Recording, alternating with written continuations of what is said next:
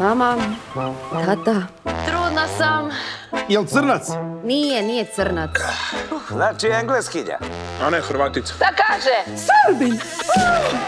Ovaj dio Jadrana nije toliko razvikan. Vukojebina. Robinzonski turizam, bit ćemo srećni ovde. Jel u pitanju je ministar države. Šta smo mi? Seljačine? Joj, samo da sve dobro prođe s mojim i tvojim starim. Veruj mi, moj čale ti je mahir za diplomatiju. Ja ti bre, govna i ti tvoje evropske bre.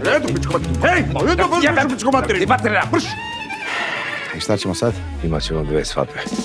Pravoslavnu. Ti si Ana nevina. Da. I katoličku. Ovo? To ne.